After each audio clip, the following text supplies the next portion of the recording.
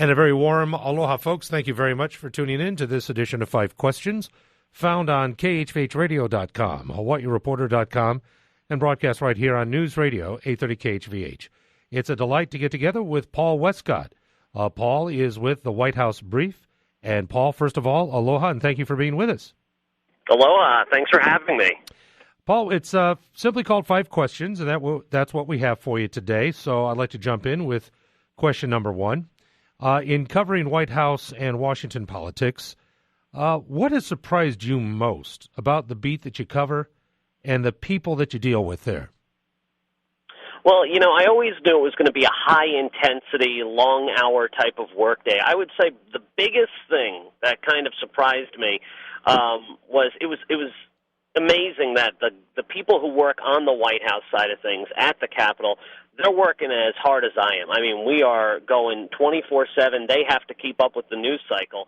So I basically do the same thing. I have to keep up with them sometimes in trying to cover this. I don't know if you've ever heard the expression drinking from a fire hose, but sometimes that's what it's like with this White House in particular. It's just so much information. It's so many things to be able to be aware of, and it's really your knowledge has to be deep enough so you can be able to ask questions, but it also has to be a mile wide. Having just so much information thrown at you, it only helps. Is there anything that stands out about personalities or the way that folks talk to one another to kind of give us an idea of what the real environment is like? Oh, sure. I mean, from the reporters ourselves, we're cutthroat. We're people always trying to get a story, always trying to find the new angle, trying to find something different. From the White House side, so we're going after each other, and those personalities in the White House bullpen, I guess as you call it, the press bullpen, that gets pretty insane. But then you have the other side of things. You have the White House side. So when they're talking to you, when they're working with you, they can be friendly, they can be nice, they could be cordial, they're shaking your hand. And when I first got there, I was thinking, wow, everybody's so nice to me. Well, I work for, a large national broadcasting company, so therefore they're treating me nice because of that. They want to be able to get in with me and try to be able to feed me whatever they want me to report back. So you have to learn to become critical about that. So while everyone's cordial, I wouldn't say it's ever really all that nice or all that friendly. Yeah. Thanks for that very much, Paul, because it kind of goes into question number two to a certain extent. And many of us, we hear that D.C. is kind of a dog-eat-dog kind of town. One day, I guess you're like big man on campus, BMOC. The next, no one helps you clean out your desk. But what's the functional and dysfunctional reality of D.C.? And I guess to parse it a different way is what works and what really doesn't work in D.C.? Well, a lot of people see Washington as being frozen solid and not really working. Honestly, I wouldn't be apt to disagree with that. That doesn't work. There's a lot of governing that gets caught up. Things are slow, but at the same time, it's the process we choose. We work within a democratic system. We work within a republic system, and we're looking to have all voices contribute, meaning the people who represent us. So that's one thing. It always feels stagnant. And the outside view is always it's stagnant. It feels that same way here sometimes as well. And the stuff that does work, and this is something that every single one of your listeners should know, and this is something that I think every person who consumes news should know, is that the press machines do work very well, meaning the PR people, the people who are constantly churning out information, paper releases, soundbite statements. They're all looking and angling to get on the front page, or they're looking for something. So whenever you listen to a news broadcast, just be aware that that's something that does work very well in Washington, is sort of the press or media management, as it's called. Understand. That leads us to question number three. I wonder if you can help us understand this. It seems that we see the same talking heads, especially obviously in television news talk, but the same talking heads and sources from D.C. over and over again. Is there a reason why specific senators, representatives get more airplay than others? You know what? That's all up to them. They decide to put themselves out there, and that's actually a very interesting question, because there seems to be, it's the same five people, and actually Anthony Weiner, despite going through what he's gone through, he was one of those guys. Mm-hmm. He was one of those guys who was always out there. And what I'd say to that is they choose to go out there. I have a friend who just started working in a congressional office.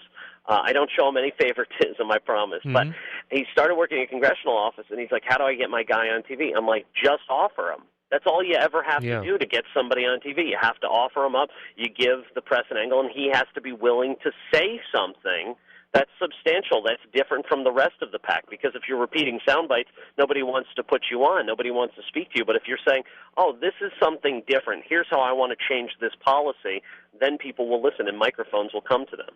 Is there one elected official in Congress that kind of rises above the rest, regardless of political affiliation, but that really does that? One, makes himself available, but two, speaks with substantive terms. I would say that member would be Congressman Ron Paul from the state of Texas.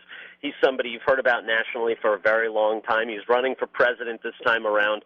Congressman Ron Paul, despite what your political leanings are, he is a through-and-through libertarian, and what that basically means is he wants government to be involved in as little as possible. So you've got his strong personality plus this ideology plus the fact that he will speak to you. It doesn't matter what website, what blog, what radio show, what TV show, he will speak to you no matter what, always making himself available because he's not looking, in my opinion, and watching him, he's not looking to find that perfect angle. He's not looking to sort of get himself in with a certain group of media. He's just looking to get his message out there, which is something that, sad to say, is kind of unique in Washington these days, not just because people have political motivations, but they're usually to use Congress or the Senate or whatever as another stepping stone to a potentially higher office. Ron Paul is pretty happy where he is, even though he's running for president. He just wants to be able to get his message out there, and if that means running for higher office or that means talking to a tiny little newspaper or a tiny little radio station, he's going to do it. Talking with Paul Wescott, he with the White House Brief, and enjoying our conversation about D.C. political coverage through the eyes of a journalist who's immersed in the community there. I'd like to go to question number 4, Paul, and that would be, what would be the most shocking story, and I use that word carefully, a shocking story that you've covered, and what was the impact on you after covering that particular story? Well, I would say probably the one that had the biggest impact on me as just a person going to this location, going to that place, would be Hurricane Katrina. When I was working, and it was a few years ago. It was actually prior to my time with the show that I do now. But Hurricane Katrina was one of those stories in which you saw the interaction between people and the government almost totally break down. And no matter where you are on the political spectrum, you could see there were failures from almost across the board, every level of government, local, state, and national. And to me, that it was angering, it was frustrating, and it certainly changed my view of the world to just see, the United States, the most powerful country on earth, almost brought to its knees with a natural disaster. I thought, well, we could weather anything. We weathered Hurricane Andrew back in 1992. There's earthquakes all throughout the country, especially in Hawaii. I mean, there are disasters that befall us, but this was one, it just seemed that nobody knew what to do. Even on an individual level, people seemed to be lost and frustrated. So it certainly gave me a new perspective, thinking even as powerful as we are, we can be rattled. We can be shaken to some degree. I think that's a remarkable example, and understand exactly where you're coming from on that.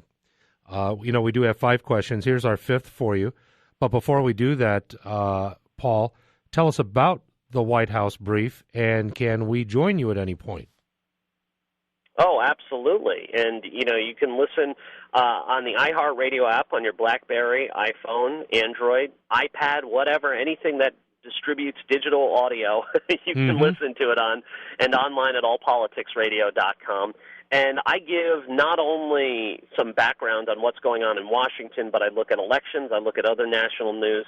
I have some fun stuff on the show as well. It's a 2-hour daily program, 10 to noon Eastern time, East Coast time, and it's something where we just kind of have fun with politics. Politics doesn't necessarily have to just be going off statistics or really professing any type of ideology. I'll give you my opinion. You're going to know it. But at the same time, I try to keep it as factually based and as informative as possible in a fast-paced and entertaining way. Well, we do urge all of our listeners to join you, and I hope folks will do that and come back and share what they take away from the program as well. And again, leading us to our fifth question, just being in the Beltway, what is the reputation of our Hawaii congressional delegation? And do D.C. folks and do D.C.ers consider President Barack Obama to be from Illinois or from Hawaii, if that's possible? Well, that all depends. All those questions depend on who you ask, I'd say. But overall, the Hawaii delegation is very well liked. And I know after covering conventions and seeing Hawaii both at the Republican and Democratic conventions, everyone's jealous because you're the best tanned people there, as well as the ones wearing beignets. You just look relaxed. You look happy.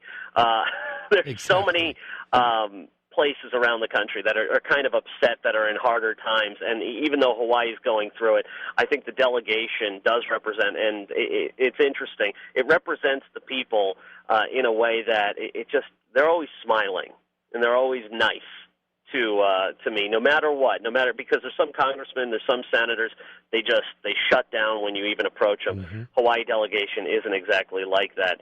And when you talk about President Obama and where he's from, obviously there was the flap over Kenya. There was the flap, is he from Kenya? Is he from someplace that's not the United States? There was the flap over, or the perception that he's just a Chicago boy and that's it. Mm-hmm. I would say when you ask most people, they associate Barack Obama with Chicago.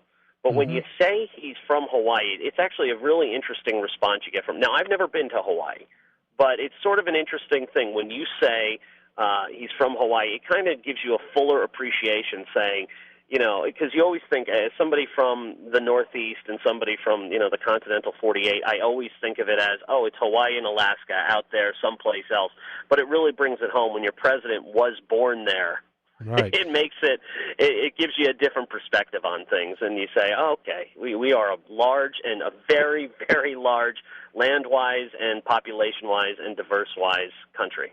I think it's always intriguing to me is that you can really see the mettle of a politician, of just how they transform themselves geographically. And I'll never forget Hillary Clinton putting on the Yankees ball cap at the advent of her Senate run, when we all know that she grew up and has been a lifelong Cubs fan.